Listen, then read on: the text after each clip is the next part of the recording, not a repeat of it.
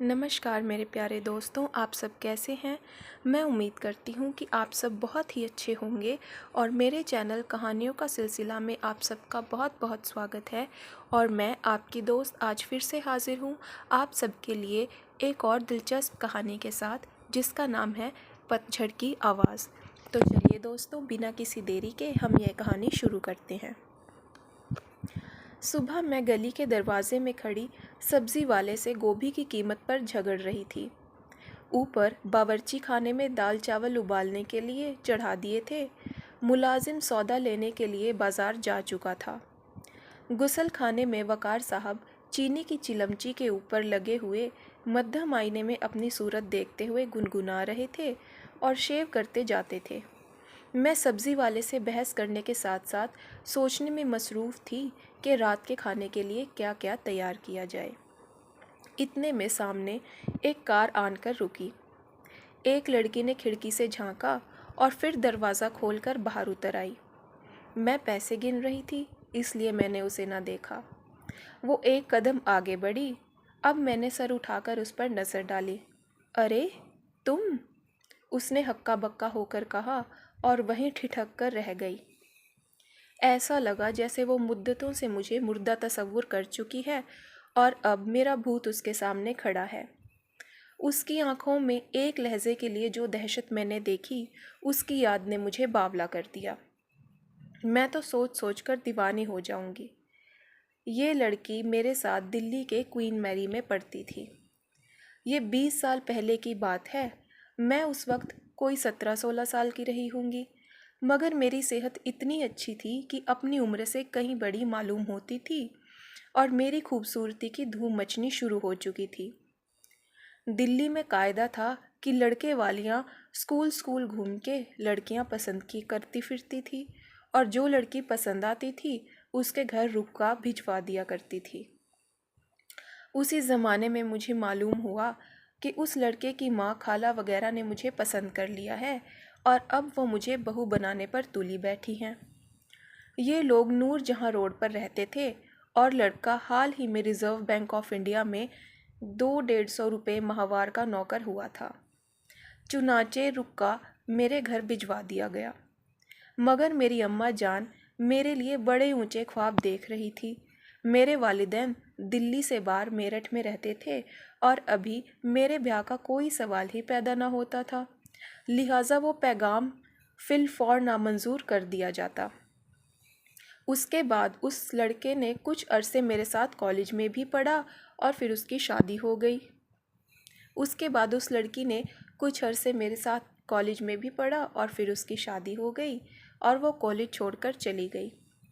आज इतने अरसे बाद लाहौर की मॉल रोड के पिछवाड़े इस गली में मेरी उससे मुठभेड़ हुई।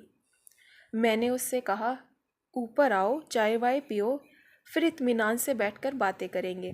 लेकिन उसने कहा, मैं जल्दी में किसी ससुराली रिश्तेदार का मकान तलाश करती हुई इस गली में आ निकली थी। इंशाअल्लाह फिर कभी ज़रूर आऊँगी। इसके बाद वहीं खड़े खड़े उसने जल्दी जल्दी नाम बनाम सारी पुरानी दोस्तों के किस्से सुनाए, कौन कहाँ है और क्या कर रही है।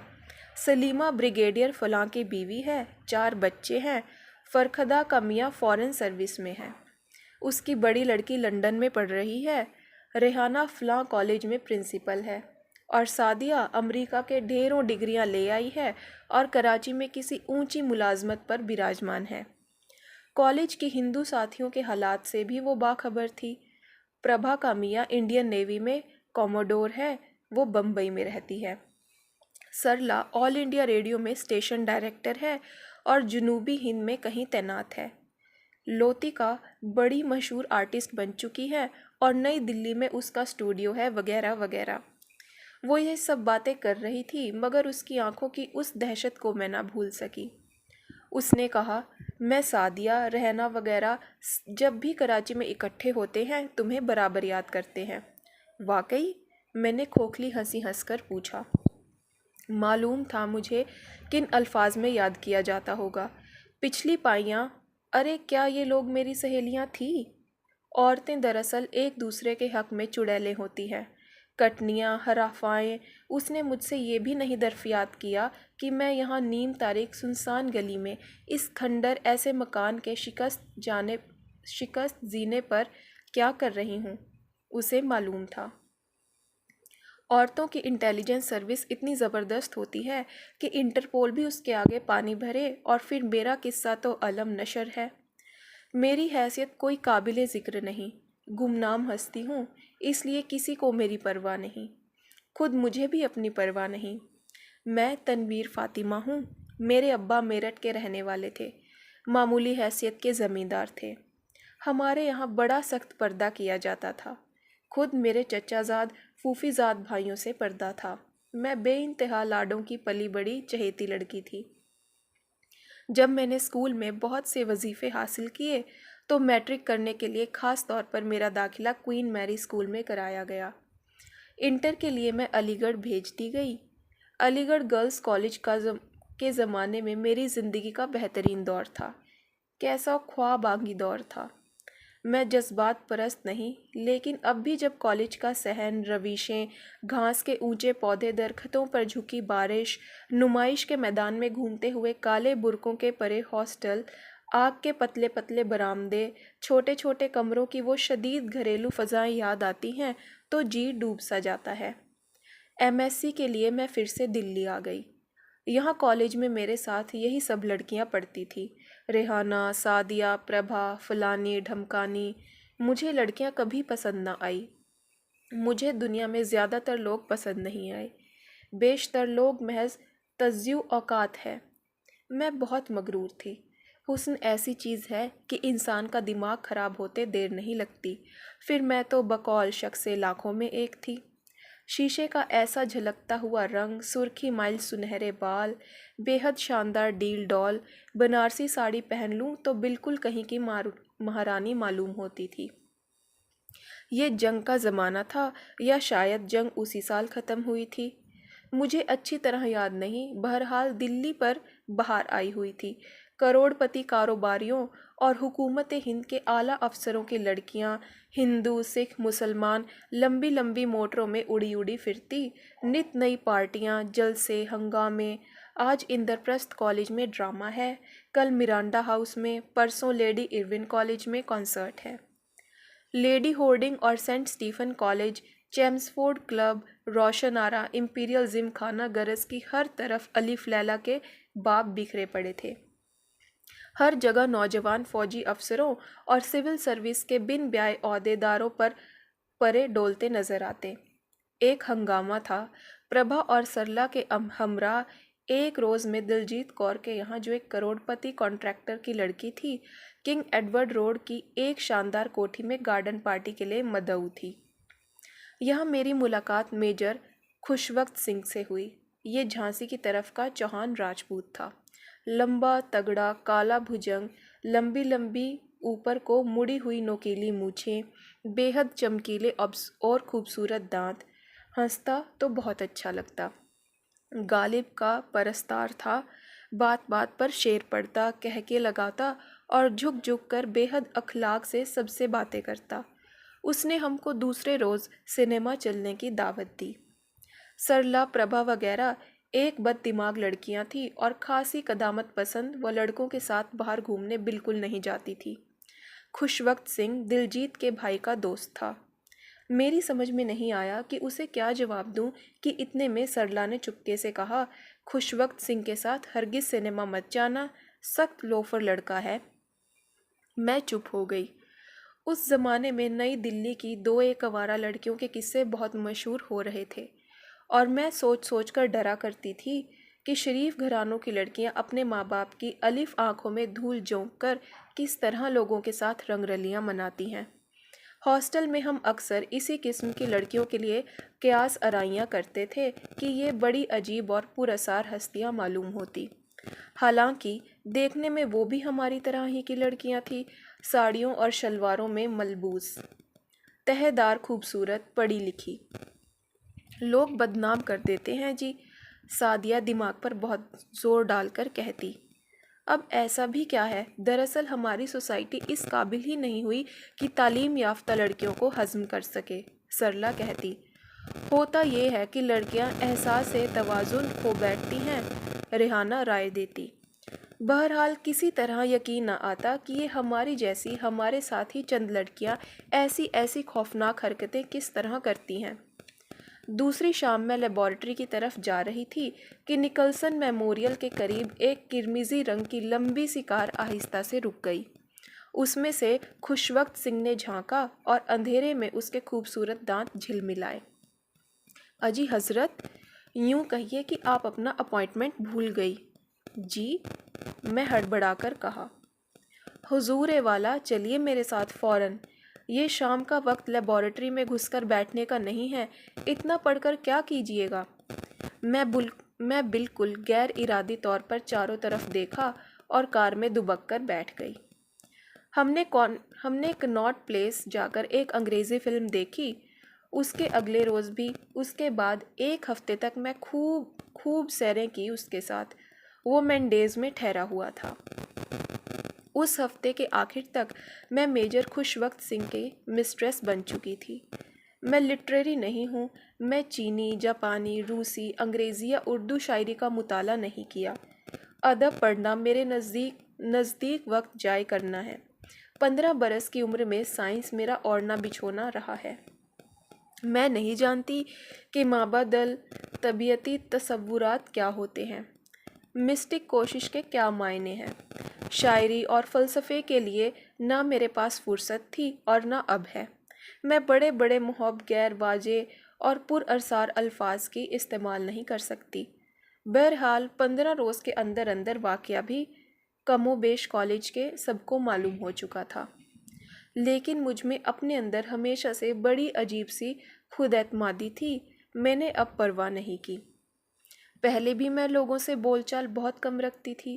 سرلا وغیرہ کی گروہ اب مجھے ایسی نظروں سے دیکھا گیا کہ میں مریخ سے اتر کر آئی ہوں یا میرے سر پر سینگ ہیں۔ ڈائننگ ہال میں میرے باہر جانے کے بعد گھنٹوں میرے قصے دہرائے جاتے۔ اپنی انٹیلیجنس سروس کے ذریعے میرے اور خوشوقت سنگھ کے بارے میں ان کو پل پل کی خبر رہتی۔ ہم لوگ شام کو کہاں گئے، رات نئی دلی میں کون سے بال روم میں ناچے، اور خوشوقت نے مجھے کیا کیا تحائف کون سی دکانوں سے خرید کر دیے۔ خوشوقت سنگھ مجھے مارتا بہت تھا اور مجھ سے اتنی محبت کرتا تھا جو آج تک دنیا میں کسی مرد نے کسی عورت سے نہ کی ہوگی۔ کئی مہینے گزر گئے۔ میرے MSc پریویس کے امتحان سر پر آ گئے اور میں پڑھنے میں مصروف ہو گئی۔ امتحان کے بعد اس نے کہا، جانے من دلربا، چلو کسی خاموش سے پہاڑ پر چلیں، سولن، ڈلوزی، لینسڈاؤن۔ میں چند روز کے لیے میرٹھ گئی اور ابا سے یہ کہہ کر دلی واپس آ گئی کہ فائنل ایئر میں بے حد پڑھائی کرنی ہے۔ شمالی ہند کی پہاڑی مقامات پر بہت سے شناساؤں کے ملنے کا امکان تھا، اس لیے ہم دور جنوب میں اوٹی چلے گئے، وہاں مہینہ بھر رہے۔ خوشوقت کی چھٹی ختم ہو گئی تھی تو دلی واپس آ کر تیمارپور کے ایک لمبے بنگلے میں ٹک گئے۔ کالج کھلنے سے ایک ہفتہ قبل خوشوقت کی اور میری بڑی زبردست لڑائی ہوئی۔ اس نے مجھے خوب مارا، اتنا مارا کہ میرا سارا چہرہ لہو لہان ہو گیا اور میری باہوں میں اور پنڈلیوں پر نیل پڑ گئے۔ لڑائی کی وجہ اس کی وہ مردار عیسائی منگیتر تھی جو جانے کہاں سے ٹپک پڑی تھی اور سارے میں میرے خلاف زہر اگلتی پھرتی تھی۔ اگر اس کا بس چلتا تو مجھے کچا چبا جاتی۔ یہ 420 لڑکی جنگ کے زمانے میں فوج میں تھی اور خوشوقت کو برما کے محاذ پر ملی تھی۔ خوشوقت نہ جانے کس طرح اسے شادی کا وعدہ کر لیا تھا، لیکن مجھ سے ملنے کے بعد اب وہ اس کی انگوٹھی واپس کرنے پر تلا بیٹھا تھا۔ اس رات تیمارپور کے اس سنسان بنگلے میں اس نے میرے آگے ہاتھ جوڑے اور رو رو کر مجھ سے کہا کہ میں اسے بیاہ کر لوں ورنہ وہ مر جائے گا۔ میں نے کہا، ہرگز نہیں، قیامت تک نہیں۔ میں اعلیٰ خاندان سید زادی، بھلا اس کالے تمباکو کے پنڈے ہندو جاٹ سے بیاہ کر کے خاندان کے ماتھے پر کلنک کا ٹیکا لگاتی؟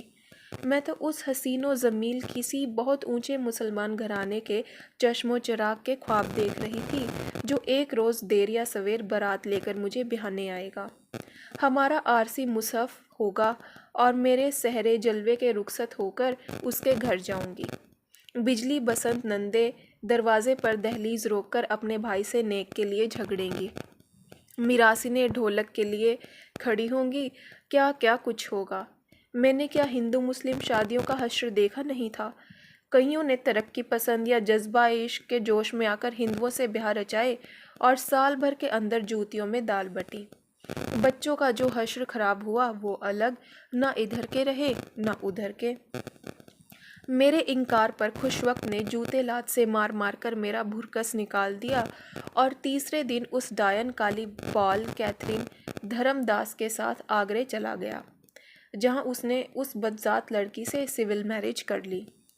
جب میں نئی ٹرم کے آغاز پر ہاسٹل پہنچی تو اس حلیے سے کہ میرے سر اور چہرے پر بندھی پٹی تھی، ابا کو میں نے لکھ بھیجا کہ لیبارٹری میں ایک تجربہ کر رہی تھی، ایک خطرناک مادہ بھگ سے اڑا اور میرا منہ تھوڑا سا جل گیا۔ اب بالکل ٹھیک ہوں، فکر نہ کیجیے۔ لڑکیوں کو تو سارا قصہ پہلے ہی معلوم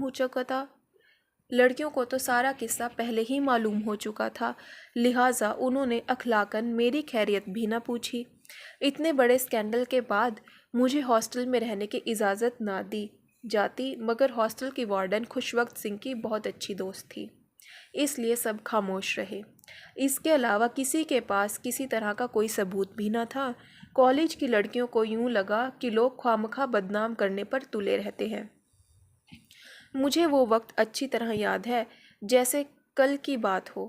صبح کے 10-11 بجے ہوں گے، ریلوے اسٹیشن سے لڑکیوں کے تانگے آ آ کر فاٹک میں داخل ہو رہے تھے۔ ہاسٹل کے لان پر برگد کے درخت کے نیچے لڑکیاں اپنا اپنا اسباب اتروا کر رکھوا رہی تھی۔ بڑی سخت چل پاؤں مچا رکھی تھی۔ جس وقت میں اپنے تانگے سے اتری، وہ میرا ڈھاٹے سا بندھا ہوا سفید چہرہ دیکھ کر ایسی حیرت زدہ ہوئی جیسے سب کو سانپ سونگھ گیا ہو۔ میں نے سامان چوکیدار کے سر پر رکھوایا اور اپنے کمرے کی طرف چلی گئی۔ دوپہر کو جب میں نے کھانے کی میز پر آ کر بیٹھی تو ان کاتماؤں نے مجھ سے اس اخلاق سے ادھر ادھر کی باتیں شروع کی جن سے اچھی طرح یہ ظاہر ہو جائے کہ میرے حادثے کی اصل وجہ جانتی ہیں اور مجھے ندامت سے بچانے کے لیے اس کا تذکرہ ہی نہیں کر رہی ہیں۔ ان میں سے ایک نے، جو اس چنڈال چوکڑی کی گرو اور ان سب کی استاد تھی، رات کو کھانے کی میز پر فیصلہ صادر کیا کہ میں نفسیات کا اصطلاح میں یعنی کہ نمفومینیک ہوں، اور اس طرح کی باتیں تو اب عام تھی کہ ایک مچھلی سارے جنگل کو گندا کرتی ہے، اس لیے تو لڑکیوں کی بے پردگی، آزادی خطرناک اور اعلیٰ تعلیم بدنام ہے، وغیرہ وغیرہ۔ میں اپنی حد تک 100% ان آراء کے متفق تھی۔ میں خود سوچتی تھی کہ بعض لڑکیاں اچھی خاصی بھلی چنگی اعلیٰ تعلیم یافتہ ہوتی ہیں اور وہ آوارہ کیوں ہو جاتی ہیں۔ ایک تھیوری تھی کہ وہی لڑکیاں آوارہ ہوتی ہیں جن کا IQ بہت کم ہوتا ہے۔ ذہین انسان کبھی اپنی تباہی کی طرف جان بوجھ کر قدم نہیں اٹھائے گا، مگر میں نے تو اچھی خاصی سمجھدار تیز و ترار لڑکیوں کو لوفری کرتے دیکھا تھا۔ دوسری تھیوری تھی کہ سیر و تفریح، روپے، عیش و عزائش کی زندگی، قیمتی تحائف کا لالچ، رومان کی تلاش، ایڈونچر کی خواہش، یا محض اکتاہٹ یا پردے کی قید و بند کے بعد آزادی کی فضا میں داخل ہو کر پرانی اقدار سے بغاوت۔ اس صورتحال کی چند وجوہ یہ ہیں۔ یہ سب باتیں ضرور ہوں گی، ورنہ اور کیا وجہ ہو سکتی ہے؟ میں فرسٹ ٹرمینل امتحان سے فارغ ہوئی تھی کہ خوش وقت فیران پہنچا۔ اس نے مجھے لیبارٹری فون کیا کہ میں نرولا میں 6 بجے اس سے ملوں۔ میں نے ایسا ہی کیا۔ وہ کیتھرین کو اور اپنے ماں باپ کو یہاں چھوڑ کر سرکاری کام سے دلی آیا تھا۔ اس مرتبہ ہم ہوائی جہاز سے 1 ہفتے کے لیے بمبئی چلے گئے اور اس کے بعد اس سے ہر دوسرے تیسرے مہینے ملنا ہوتا رہتا تھا۔ 1 سال نکل گیا۔ اب کیسے جب وہ دلی آیا تو اس نے اپنے ایک جگری دوست کو مجھے لینے کے لیے موٹر لے کر بھیجا، کیونکہ وہ لکھنؤ سے لاہور جاتے ہوئے پالم پور چند گھنٹے کے لیے ٹھہرا تھا۔ یہ دوست دلی کے ایک بڑے مسلمان تاجر کا لڑکا تھا۔ لڑکا تو خیر نہیں کہنا چاہیے، اس وقت بھی وہ 40 کے پیٹے میں رہا ہوگا، بیوی بچوں والا، تاڑ کا سا قد، بے حد غلط انگریزی بولتا تھا، کالا، بدقطع، بالکل چڑی مار کی شکل، ہوش صفت۔ خوش وقت اب کی مرتبہ دلی سے گیا تو پھر کبھی واپس نہ آیا۔ کیونکہ اب میں فاروق کی مسٹریس بن چکی تھی۔ فاروق کے ساتھ اب میں اس کی منگیتر کی حیثیت سے باقاعدہ دلی کی اونچی سوسائٹی میں شامل ہو گئی۔ مسلمانوں میں 2-4 شادیاں جائز ہیں، لہٰذا یہ کوئی بری بات بھی نہ تھی، یعنی مذہب کے نقطۂ نگاہ سے، کہ وہ اپنی ان پڑھ ادھیڑ عمر کی پردے کی بو سے موجودگی ایک تعلیم یافتہ لڑکی سے شادی کرنا چاہتا تھا جو 4 آدمیوں میں ڈھنگ سے اٹھ بیٹھ سکے، اور پھر دولت مند طبقے میں سب کچھ جائز ہے۔ یہ تو ہماری مڈل کلاس کے قوانین ہیں کہ یہ نہ کرو وہ نہ کرو۔ طویل چھٹیوں کے زمانے میں فاروق نے بھی مجھے خوب سیریں کرائی۔ کلکتہ، لکھنؤ، اجمیر، کون سی جگہ تھی جو میں نے اس کے ساتھ نہ دیکھی۔ اس نے مجھے ہیرے جواہرات کے گہنوں سے لاد دیا۔ ابا کو لکھ بھیجتی تھی کہ یونیورسٹی کے طالب علموں میں ہمراہ ٹور پر جا رہی ہوں، یا فلاں جگہ ایک سائنس کانفرنس میں شرکت کرنے کے لیے مجھے بلایا گیا ہے، لیکن ساتھ ہی ساتھ مجھے اپنا تعلیم ریکارڈ اونچا رکھنے کی دھن تھی۔ فائنل امتحان میں میں نے بہت ہی خراب پرچے کیے اور امتحان ختم ہوتے ہی گھر چلی گئی۔ اسی زمانے میں دلی میں گڑبڑ شروع ہوئی اور فسادات کا بھوچال آ گیا۔ فاروق نے مجھے میرٹھ خط لکھا کہ تم فوراً پاکستان چلی جاؤ، میں تم سے وہیں ملوں گا۔ میرا پہلے سے ہی یہ ارادہ تھا۔ ابا بھی بے حد پریشان تھے اور یہی چاہتے تھے کہ ان حالات میں اب میں انڈیا میں نہ رہوں جہاں شریف مسلمان لڑکیوں کی عزتیں مستقل خطرے میں ہیں۔ پاکستان اپنا اسلامی ملک تھا، اس کی بات ہی کیا تھی۔ ابا جائیداد وغیرہ کی وجہ سے فی الحال ترک وطن نہ کر سکتے تھے۔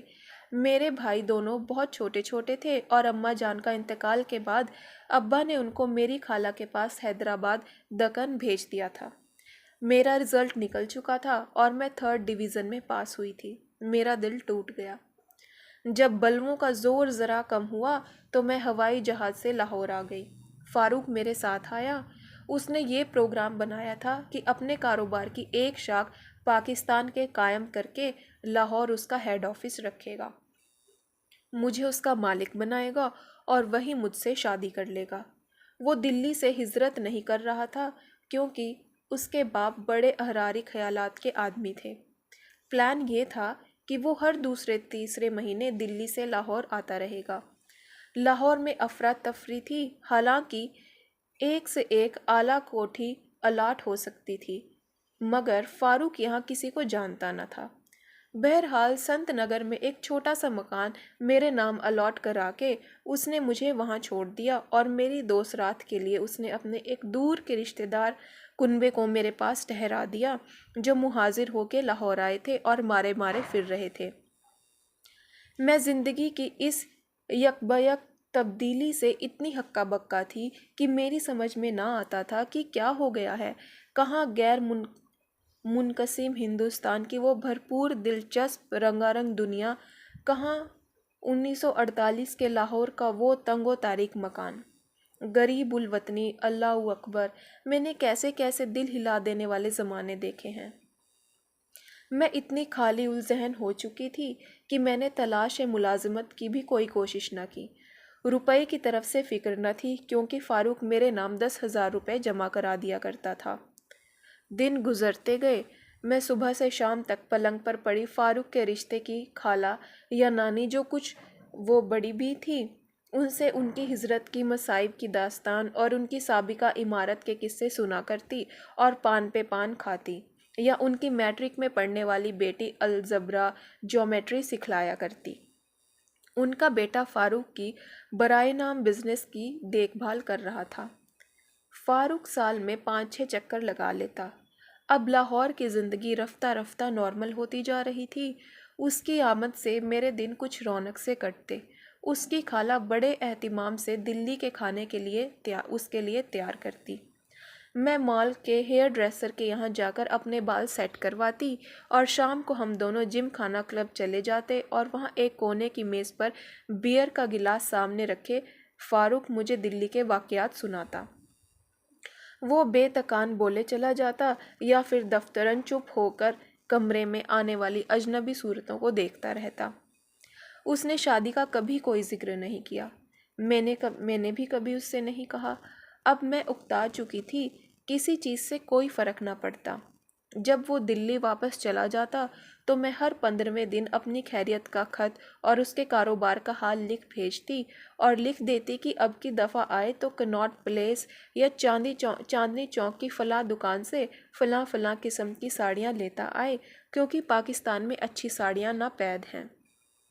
ایک روز میرٹھ سے چچا میاں کا خط آیا کہ ابا کا انتقال ہو گیا۔ جب احمد مرسل نہ رہے کون رہے گا؟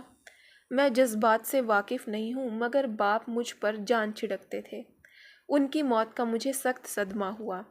فاروق نے مجھے بڑے پیار سے دلاسے بھرے خط لکھے تو ذرا ڈھانڈس بندھی۔ اس نے لکھا، نماز پڑھا کرو، بہت برا وقت ہے، دنیا پر کالی آندھی چل رہی ہے، سورج 1.5 بلم پر آیا چاہتا ہے، پل کا بھروسہ نہیں۔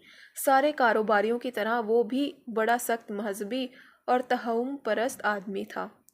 پابندی سے اجمیر شریف جاتا، نجومیوں، رمالوں، پنڈتوں، سیانوں، پیروں، فقیروں، اچھے اور برے شگونوں خوابوں کی تعبیر غرض کی ہر چیز کا قائل تھا۔ 1 مہینہ نماز پڑھی، مگر جب میں سجدے میں جاتی تو دل چاہتا خوب زور زور سے ہنسوں۔ ملک میں سائنس کی خواتین لیکچراروں کی بڑی زبردست مانگ تھی۔ جب مجھے ایک مقامی کالج والے نے بے حد مجبور کیا تو میں نے پڑھانا شروع کر دیا۔ حالانکہ ٹیچری کرنے میں مجھے بہت دقت تھی اور میں اس سے بہت نفرت کرتی تھی۔ کچھ عرصے بعد مجھے پنجاب کے ایک دور افتادہ ضلع میں گرلز کالج میں بلا لیا گیا اور کئی سال تک میں نے وہاں کام کیا۔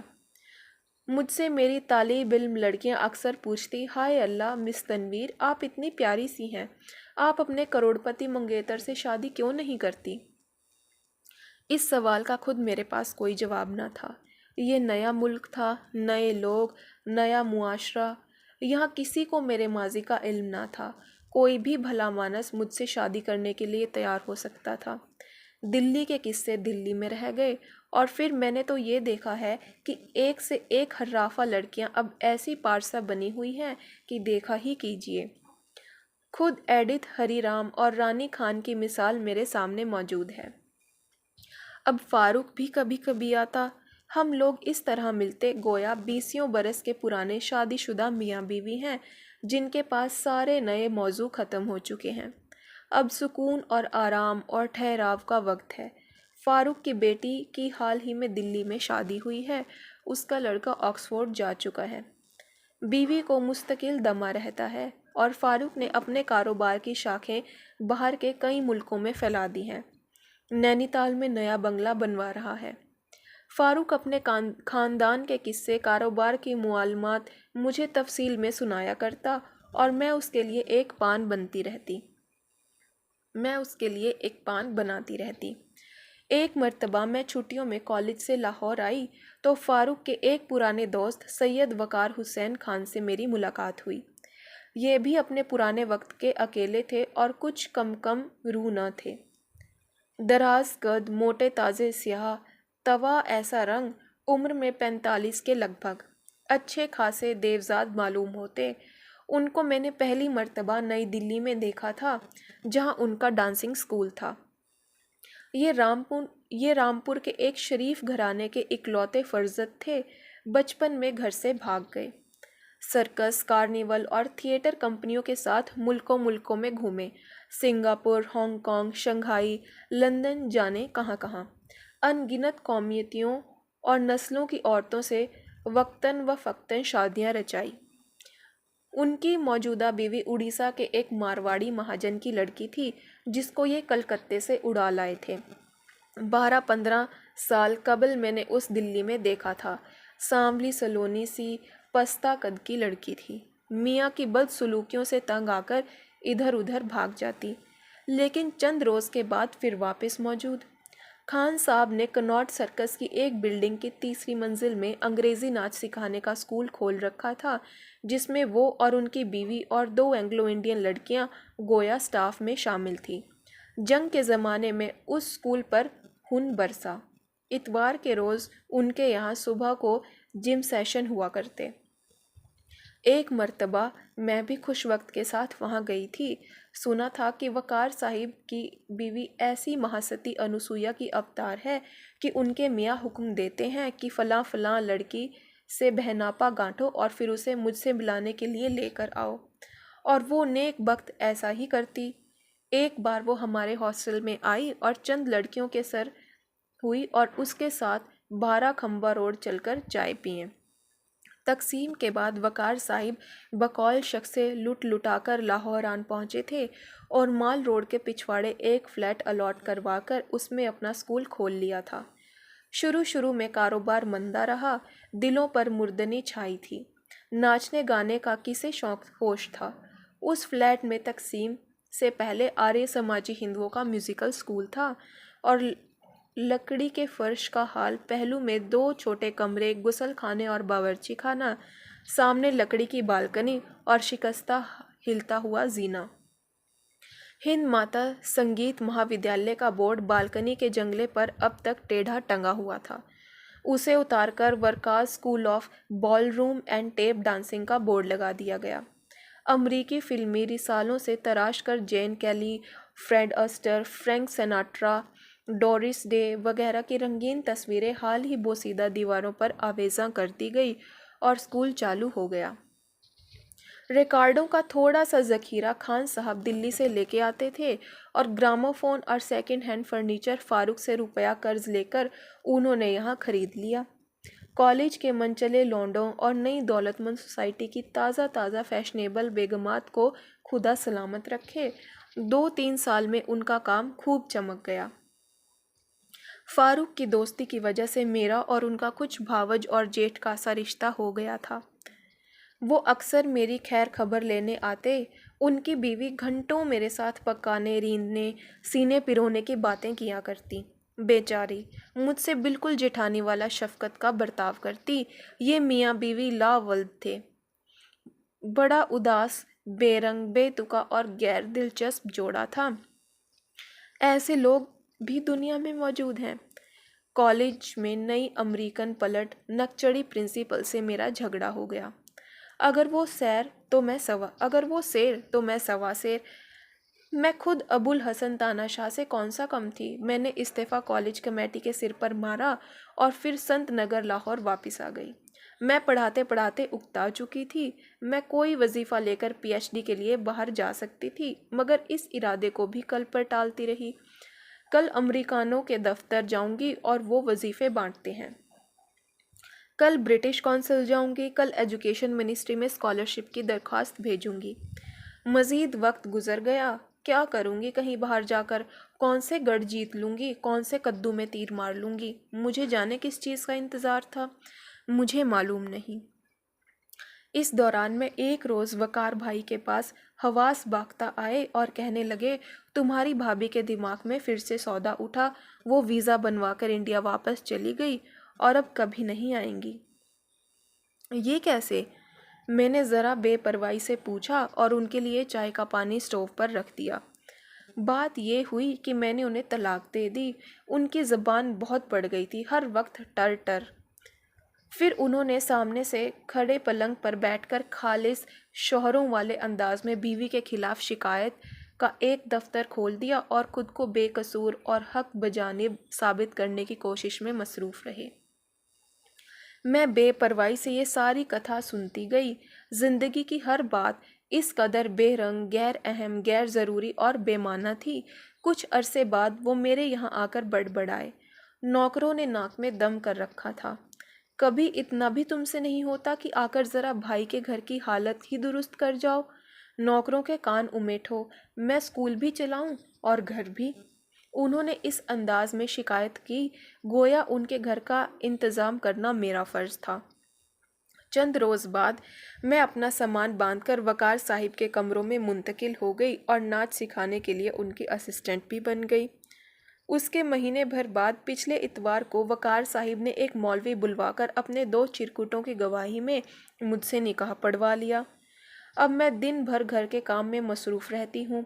मेरा हुस्न व जमाल माजी की दास्तानों में शामिल हो चुका है।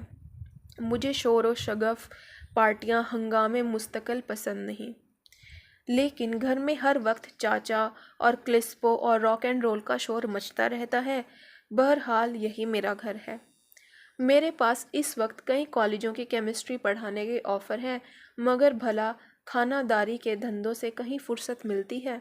नौकरों का ये हाल है कि आज रखो कल गायब। मैंने ज़्यादा की तमन्ना कभी नहीं की, सिर्फ इतना ही चाहा कि एक औसत दर्जे की कोठी हो, सवारी के लिए मोटर, ताकि आराम से हर जगह आ जा सकें, हमें चश्मों में बेइज्जती ना हो। 4 मिलने वाले आएं तो बिठाने के लिए करीने का ठिकाना हो, और बस। इस वक्त हमारी 1,500-2,000 माहवार आमदनी है, जो 2 मियाँ बीवी के लिए ज़रूरत से कहीं ज़्यादा है।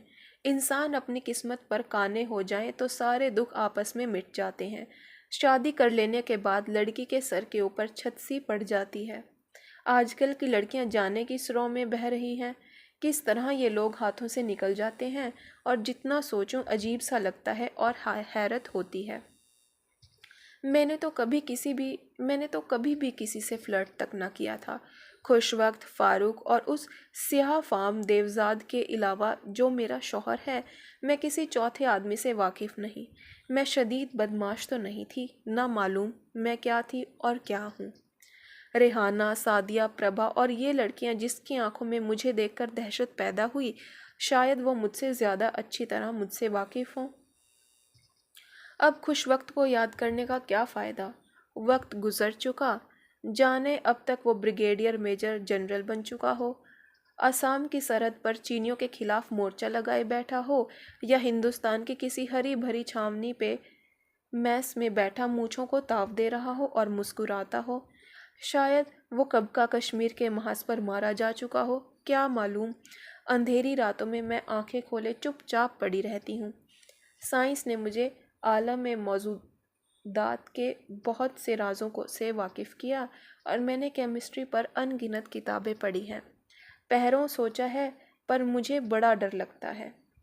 अंधेरी रातों में मुझे बड़ा डर लगता है। खुशवक्त सिंह, तुम्हें अब मुझसे क्या मतलब?